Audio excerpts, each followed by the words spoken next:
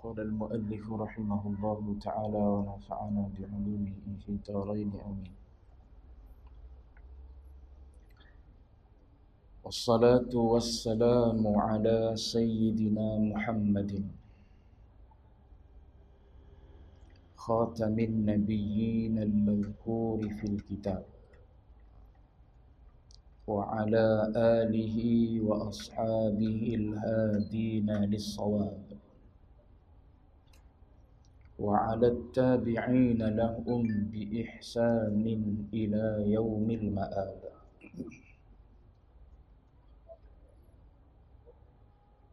Dan rahmat Allah dan salamnya atas penghulu kita Muhammad yang kesudahan segala nabi yang disebutkan di dalam Al-Quran, dan atas keluarganya dan sahabatnya yang menunjuk akan kita bagi agama yang sebenar-benarnya, dan atas yang mengikut bagi mereka itu dengan cara yang baik hingga hari kiamat. Tuan-tuan muslimin, muslimat, sedang jemaah yang dirahmati Allah sekalian, alhamdulillah, pertama dan selama-lamanya kita panjatkan puji syukur pada Allah dengan izin, taufik dan hidayah Allah Ta'ala jua. Pada malam ini kita sambung bacaan kitab Hidayatus Salikin. Ini kali yang kedua kita sambung masih dalam muqaddimah muallif.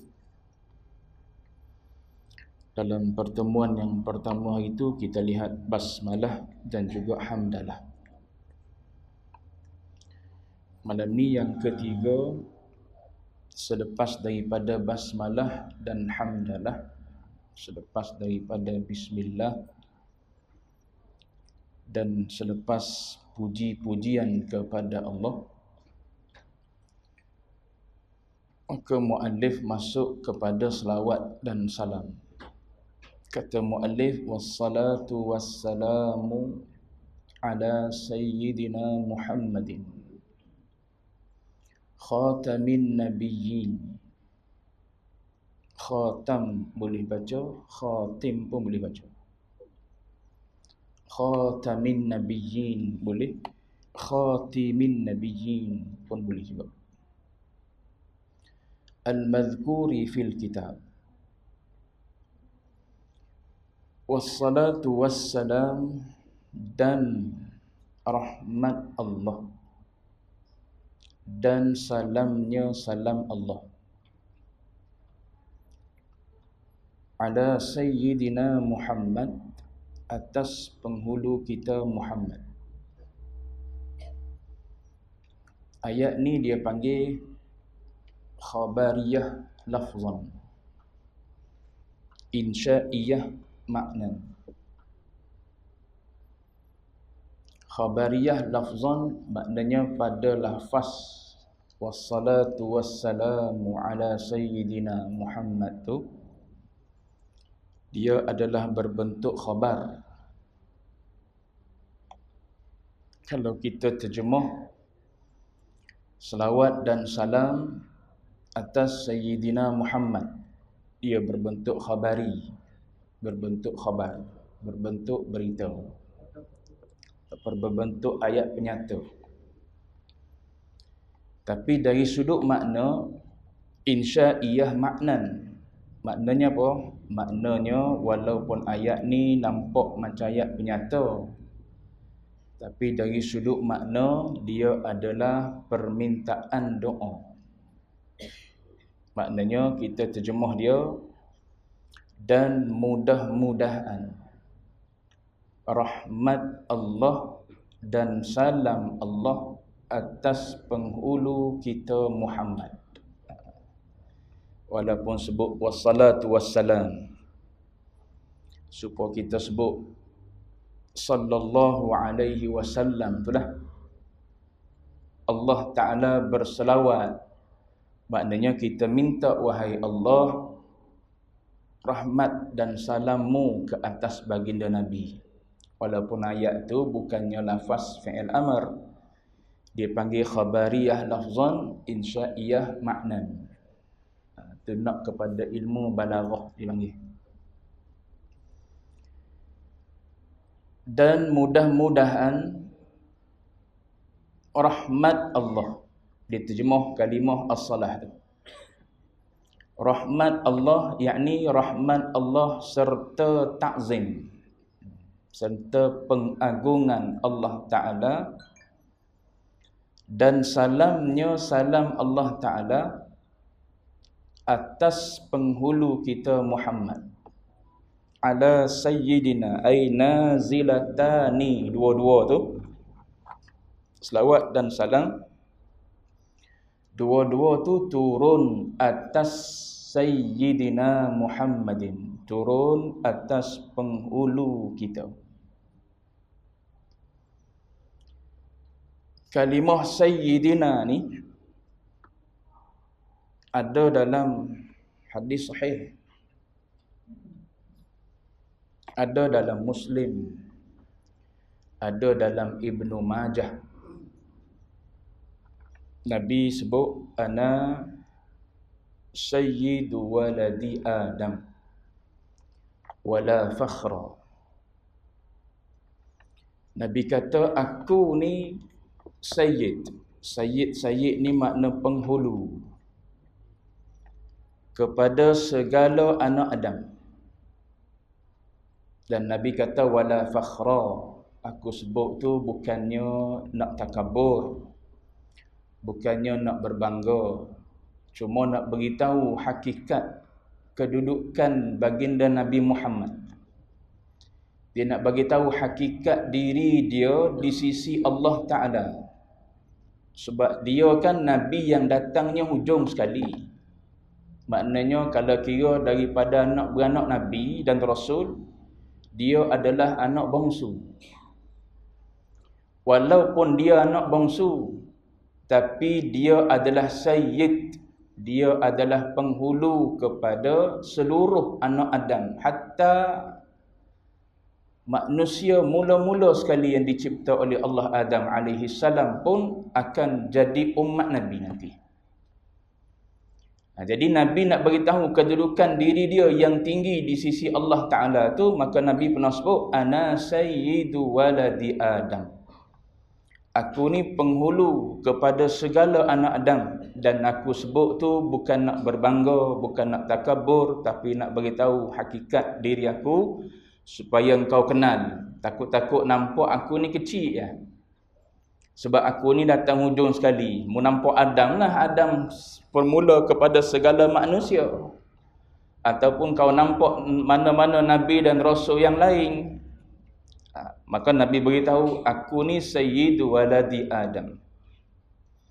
Bahkan Nabi sebut ana awwalu man tanshaqqul ardu. Aku juga orang yang mula-mula sekali kuburnya nanti dibongkar, dibuka oleh Allah Ta'ala untuk menuju ke mahsyar. Maka Nabi kata kubur akulah kubur yang mula-mula sekali dibongkar dan dibuka oleh Allah Ta'ala pada hari kiamat. Pun Nabi sebut wala fakhra, bukan aku nak berbangga, tidak. Dan Nabi kata wa ana awwalu syafi'in wa ana awwalu musyaffa'in. Aku adalah orang yang mula-mula dibenarkan memberi syafaat, dan akulah orang yang mula-mula diizinkan oleh Allah Ta'ala untuk mensyafaatkan. Tu banyak kelebihan Nabi tu. Kalau kita follow majlis-majlis maulid, biasa hadis-hadis macam ni yang disebut. Semua ni yang disebut oleh Nabi ni, daripada ana sayyidu waladi Adam, aku adalah penghulu kepada segala anak Adam, ataupun yang berkait dengan pemberi syafaat yang pertama, yang disyafaatkan yang pertama, walaupun cerita ini, perkara ini berlakunya nanti di akhirat. Kalau di akhirat Allah Ta'ala muliakan baginda Nabi sedemikian rupa, maka ulama-ulama melihat di dunia pun lagi kita kena muliakanlah Rasulullah. Kalau itu kedudukan Nabi, maka ulama-ulama kita tak menganggap menambah kalimah Sayyidina di dalam salawat sebagai suatu kesalahan dan dikira sebagai bid'ah dalalah. Kerana Nabi sendiri memberitahu kedudukannya di sisi Allah Ta'ala adalah Sayyid, adalah penghulu. Kalau di akhirat Allah Ta'ala muliakan, di dunia pun begitulah juga kedudukan baginda Nabi mulia. Maka tidak ada isu sebenarnya kalau kita nak menambah kalimah Sayyidina pada lafaz yang Nabi tak sebut kalimah Sayyidina ketika salawat. Cuma adalah sahabat-sahabat kita, saudara-saudara kita juga yang tak bersetuju. Tak apalah, cuma nak sebutnya ialah persoalan menyebut Sayyidina ni ada Nabi ungkapkan di dalam hadis, bukan hadis dhaif tidak, bahkan tuan-tuan boleh lihat dalam hadis Muslim.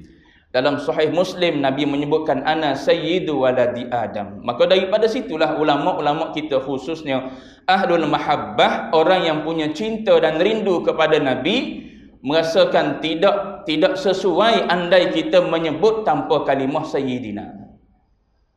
Kerana pengagungan Allah Ta'ala, baginda Nabi ini diagung oleh Rasulullah, maka kenapa kita tidak mengagungkan Rasulullah sebagaimana Allah mengagungkan Rasulullah? Barulah selari perjalanan sebagaimana Allah Ta'ala mengagungkan baginda Nabi, maka kita juga mengagungkan Rasulullah dengan meletakkan Sayyiduna di dalam selawat-selawat kita. Cuma kita tak bergaduh lah isu ni. Dia tidak isu akidah. Kita nak sebut Sayyidina pun boleh, tak nak sebut pun terpulang dah.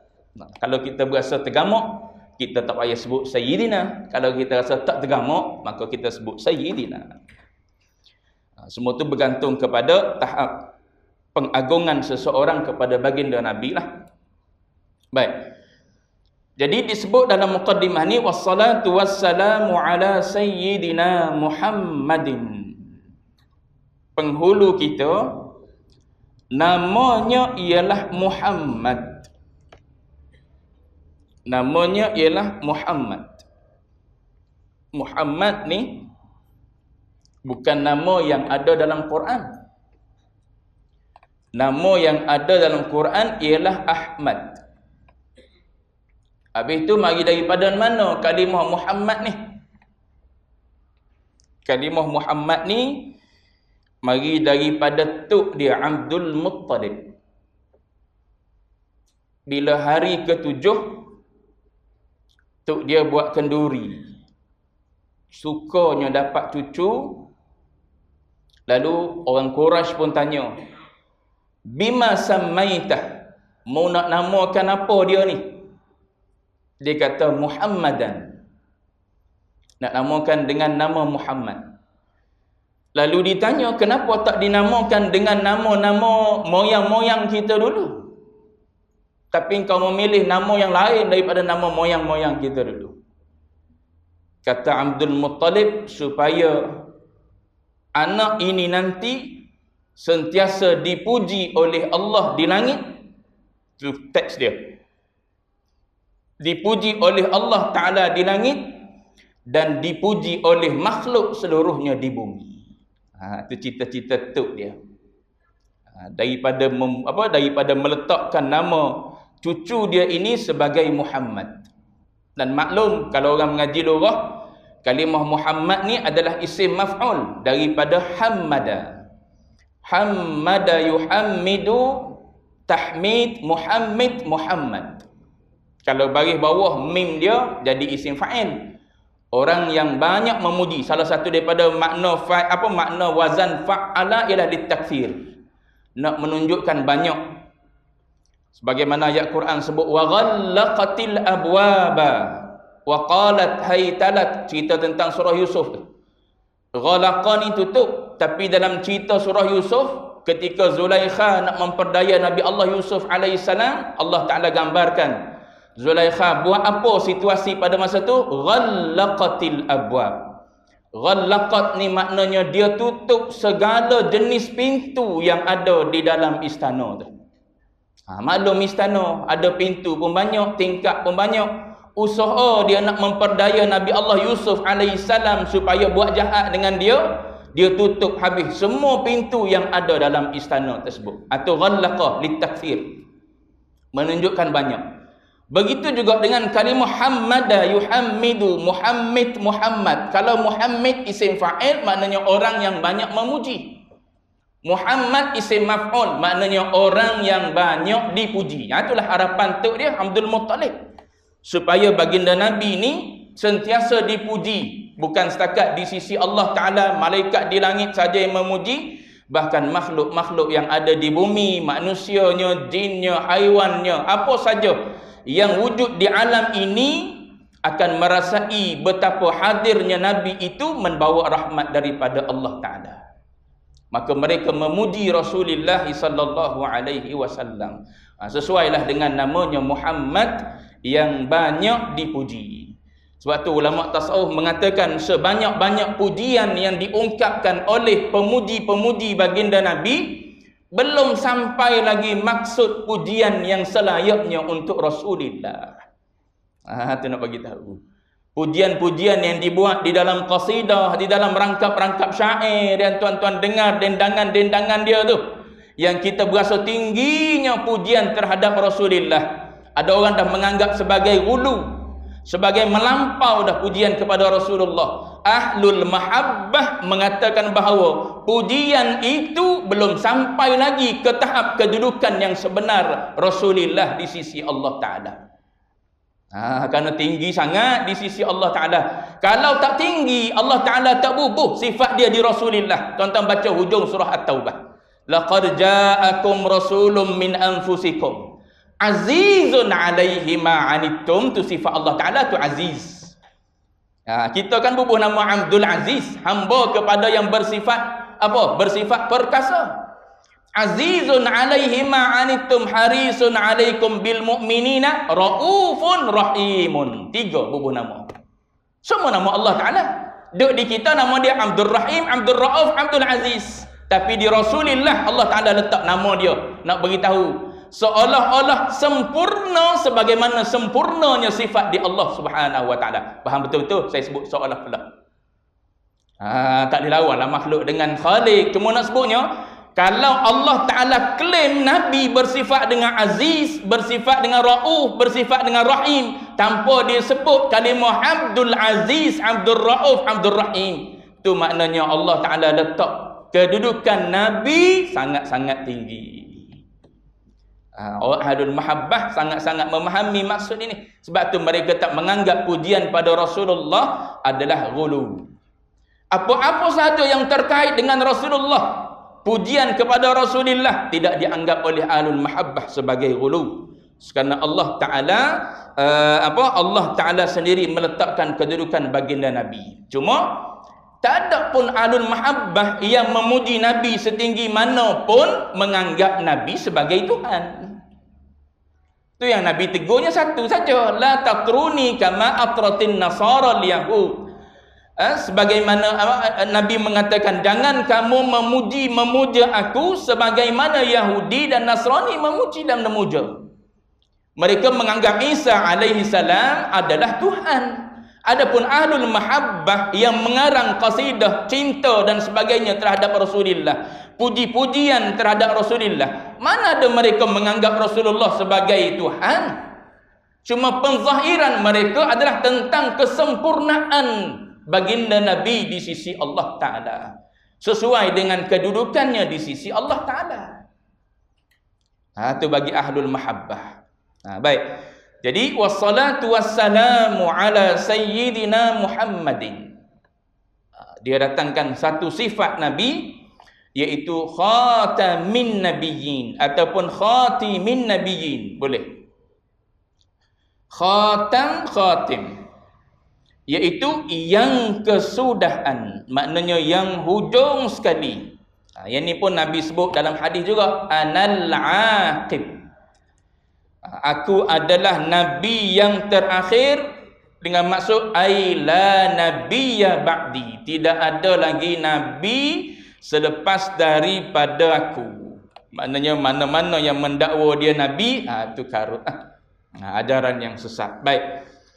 Khatamin nabiyyin, penutup ataupun kesudahan kepada segala nabi. Al-madhkur, yang disebutkan fil kitab, yakni ay fil Qur'anil Karim, yakni yang disebutkan di dalam Al-Quran. Itu khatamin nabi itu yang disebutkan dalam Quran. Mana ayat dia? Ayat dia Allah Ta'ala sebut, ma kana Muhammadun aba ahadim mir rijalikum walakin Rasulullahi wa khataman nabiyyin. Itu ayat tu. Ma kana Muhammadun aba ahadim mir rijalikum. Muhammad ni bukanlah dia ni ayah kepada siapa-siapa. Ma kana Muhammadun aba ahadim mir rijalikum walakin Rasulullah, tapi dia adalah utusan Allah, wa khataman nabiyyin, dan dia adalah utusan, dia adalah nabi pengakhir, penutup kepada sekalian nabi. Tu ayat tu yang dimaksudkan dengan al-madhkuri fil kitab. Baik. Kemudian selepas selawat kepada baginda nabi, maka dia sambung wa ala alihi, dan ke atas keluarganya. Keluarganya ni siapa keluarga nabi? Keluarga nabi ni dia ada pecahan-pecahan dia lah. Saya tak berniat untuk memanjangkan kalam di alin. Ada ahli keluarga pada perkiraan zakat, maka yang tu hanya golongan daripada Bani Abdul Muttalib dan Bani Hashim. Kalau kita bercakap tentang ahli keluarga Nabi dari sudut kelayakan terima tak boleh terima zakat, maka ahli keluarga Nabi yang disebutkan itu hanya fokus kepada keturunan Abdul Muttalib dan keturunan Bani Abdul Muttalib dan Bani Hashim. Maknanya keturunan Abdul Muttalib dan keturunan Hashim. Tapi yang di sini dia lebih kepada doa. Wassalatu wassalam, dan kita minta kepada Allah Ta'ala tadi, mudah-mudahan Allah Ta'ala, rahmat Allah, salam Allah Ta'ala ke atas Nabi dan ke atas ahli keluarga Nabi. Ini mibabid doa yang disebut di sini oleh muallif ni dalam tulisan dia ni adalah tujuan untuk doa. Doa untuk Rasulullah, ahli keluarga Nabi, dan juga kepada pengikut-pengikut dia. Jadi dalam bab doa, maka ini ahli keluarga di sini ialah kullu mu'minin, semua orang mukmin, bahkan walau kana asiyan, walaupun dia tu adalah pendosa, termasuk keluarga Nabi, asal dia orang mukmin je. Semua orang mukmin walau kana asiyan, walaupun dia adalah pendosa, maka dia termasuk di dalam ahli keluarga Nabi. Ulama sebut orang yang berdosa lebih-lebih lagi kena masukkan di dalam ahli keluarga Rasulullah ni, sebab dia lagi-lagi memerlukan kepada doa. Setiap kali kita sebut wassalatu wassalamu ala sayyidina Muhammadin wa ala alihi, siapa ahli keluarga? Semua orang mukmin masuk dalam doa yang kita sebut. Fulan sebut, A sebut, B sebut, Z sebut dan sebagainya. Semua orang yang berselawat pada Rasulullah saat disebut ahli keluarga, maka masuk di situ semua orang mukmin. Lebih-lebih lagi seorang pendosa sangat-sangat memerlukan rahmat dan kasih sayang daripada Allah Ta'ala. Adapun orang mukmin bukan ahli pendosa, berhajat juga pada doa rahmat dan kasih sayang daripada Allah. Tapi banding dengan pendosa yang masih duduk dalam keadaan melakukan dosa, maka pendosa itu lagi-lagi perlu kepada rahmat dan kasih sayang daripada Allah, supaya diberi taufik dan hidayah, pimpinan dan bimbingan daripada Allah, untuk meninggalkan kemaksiatan, duduk di atas ketaatan. Jadi ulama mengatakan di sini dengan maksud semua mukmin walau kana asiyan, walaupun dia pendosa. Baik. Wa ala alihi wa ashabihil hadina lis-shawab. Tadi ahli keluarga Nabi, termasuklah kita sekali ahli keluarga Rasulullah. Ahli keluarga keimanan, orang-orang yang beriman kepada Allah, beriman pada Rasulullah. Wa ashabihi, dan sahabat-sahabatnya. Ini sahabat maklum, mereka yang bertemu dengan Rasulullah dan beriman dengan Rasulullah. Dua syarat tu. Bertemu dengan Nabi dan beriman. Tak cukup syarat tu tak dipanggil sahabat. Temu saja tak beriman, tak panggil sahabat. Beriman tak temu, tak dipanggil sahabat. Kita beriman tak bertemu, tak dipanggil sahabat. Ada yang sezaman dengan Rasulullah, temu dengan Nabi tapi tak beriman, tak dipanggil sahabat. Dia nak dua, temu dengan Nabi dan beriman pada Rasulullah. Barulah dikira sebagai sahabat. Sebab tu kita tak termasuk dalam sahabat. Kita bukan sahabat, tapi kita termasuk dalam kalangan ahli keluarga Rasulullah dari segi keimanan yang kita warisi. Keimanan kepada Allah dan keimanan kepada Rasulullah. Baik. Dan atas keluarganya dan sahabatnya. Dan sahabat-sahabat ni sifat dia macam mana? Yang menunjuk akan kita bagi agama yang sebenar-benarnya. Itu sifat para sahabat pun. Sebagaimana Nabi sebut dalam hadis lah, ashabi kan nujum. Sahabat-sahabat aku ni adalah umpama bintang-bintang yang ada di langit. Bintang-bintang yang ada di langit ni banyak, saintis bilang. Tak tahulah macam mana saintis bilang, tapi saintis kata bintang yang ada di langit ni lebih banyak daripada pasir yang ada di bumi lagi. Kita berasa pasir kita ambil segenggam pun banyak dah. Dia punya halus-halus tu.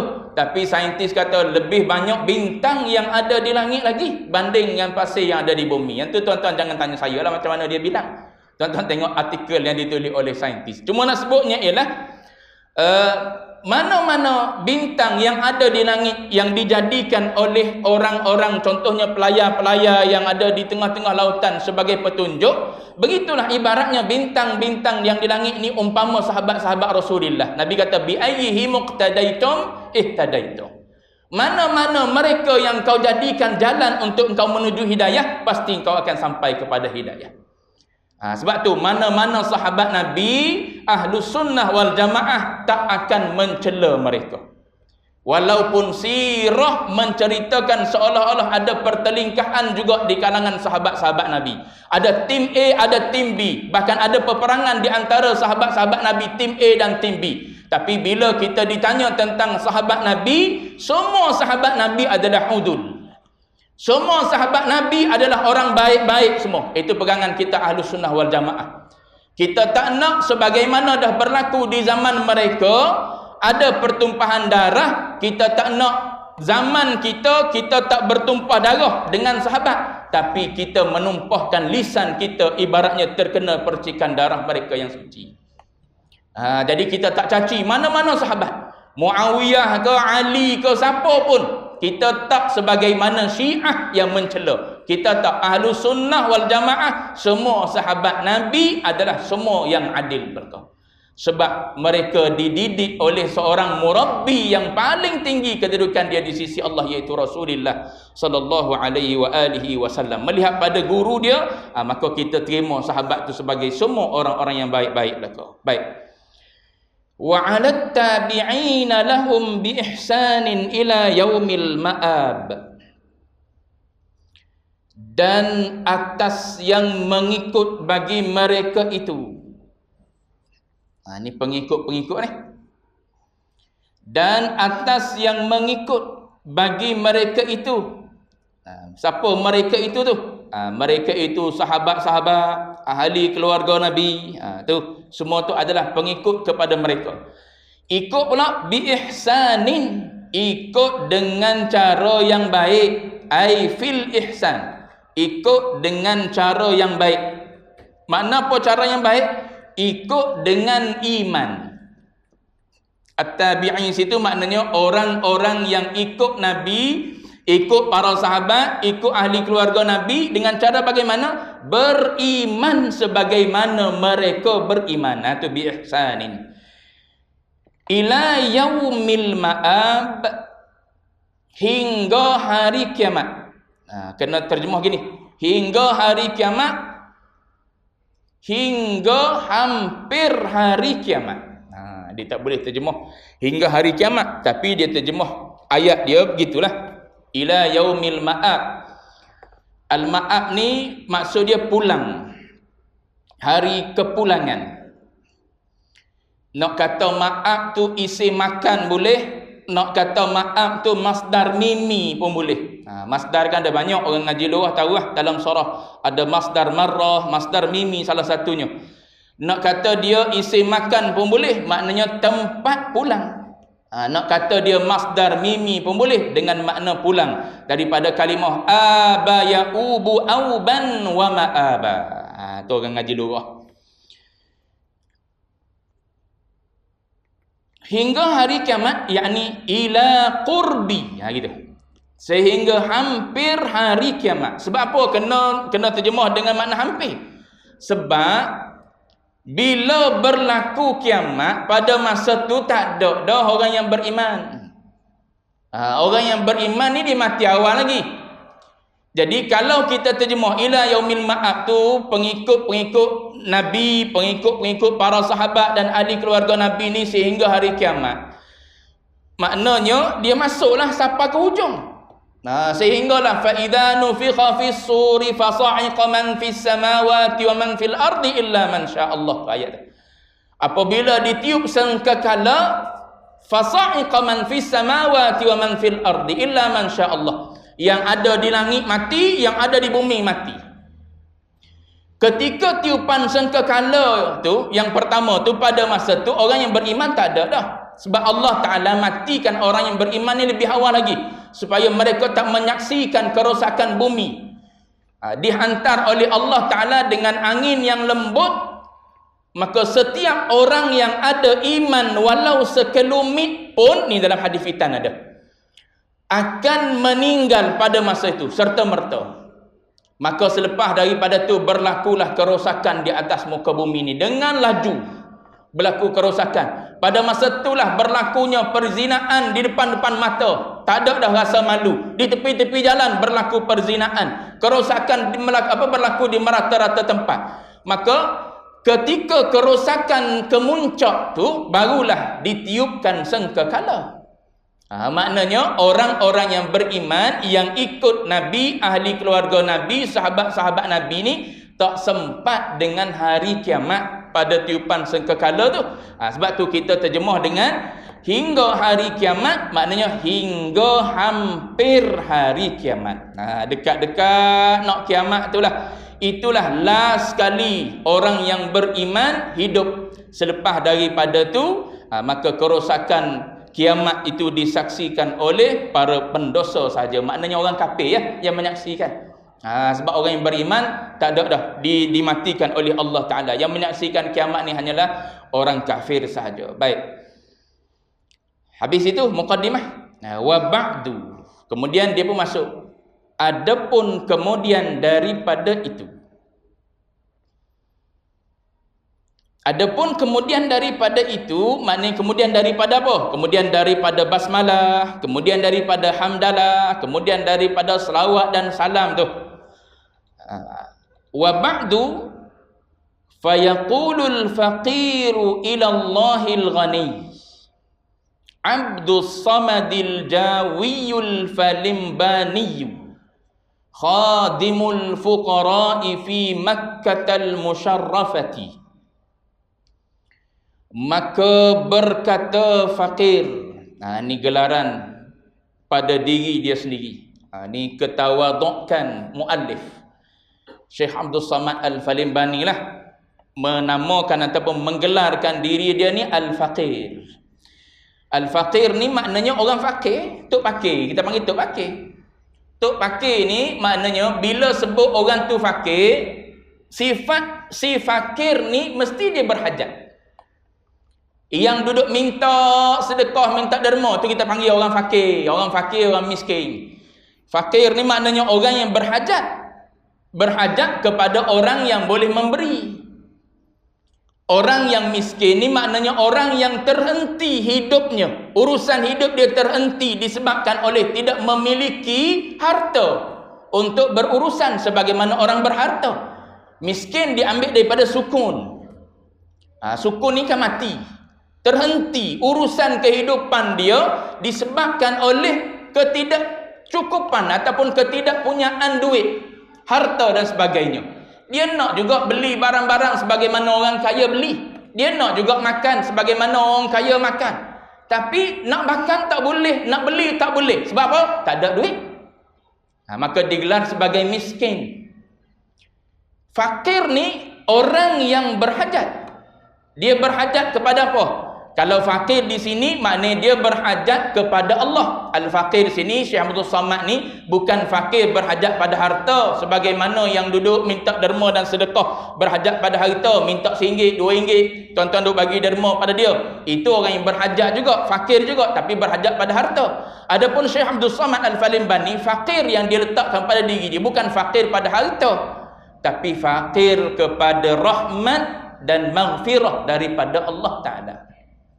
Itu tawaduk dia lah. Walaupun dia orang yang duduk dalam rahmat Allah, kasih sayang Allah dah, pengampunan daripada Allah Ta'ala dah, tapi masih lagi merasakan diri sangat-sangat perlu kepada kasih sayang Allah, sangat-sangat perlu kepada pengampunan daripada Allah. Maka dia menamakan diri dia Al-Faqiru ilallah, seorang hamba yang sangat berhajat kepada Allah Ta'ala.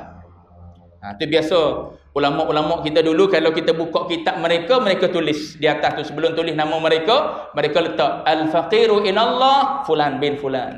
Bahkan ada yang tambah Al-Haqirul Faqiru ilallah. Hakir ni lagi hina, hina dino. Itu Al-Haqir. Seorang yang hina dino, yang fakir, yang memerlukan pertolonganmu, hajat padamu, memerlukan rahmat dan kasih sayang daripadamu, maghfirah daripadamu. Itu dia gelar diri dia, orang yang macam tu. Tapi nak berserta dengan hatilah. Kita kut tulis saja. Kut tulis saja Al-Faqiru ilallah, tapi menyombong macam orang yang tak fakir. Nak Al-Faqiru terbit daripada rasa dalam hati kita yang betapa kita ni sangat-sangat perlu kepada Allah. Lagi-lagilah dia nak menulis. Syekh Somad ni kan nak menulis, nak mengarang kitab. Lagi-lagilah dia perlu kepada Allah Ta'ala untuk beri idea pada dia.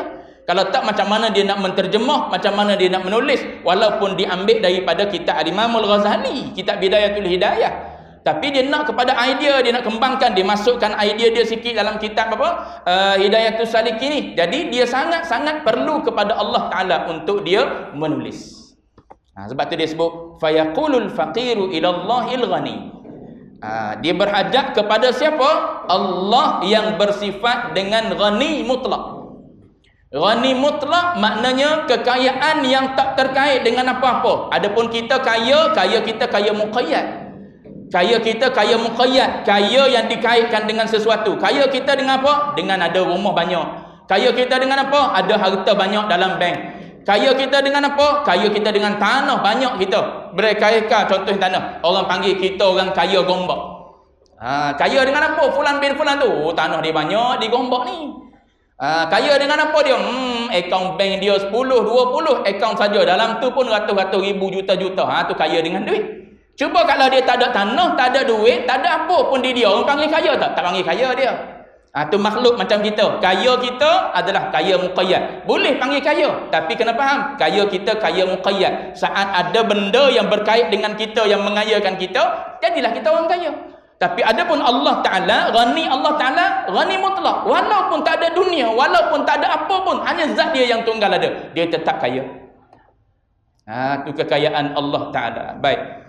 Fayaqulul faqiru ilallahil ghani. Kena berhenti di situ. Abdus Samad, baru masuk nama dia Abdus Samad. Gelaran dia Al-Jawiyyu Al-Falimbaniyu Khadimul Fuqara'i fi Makkatal Musyarrafati. Akan datang insya-Allah.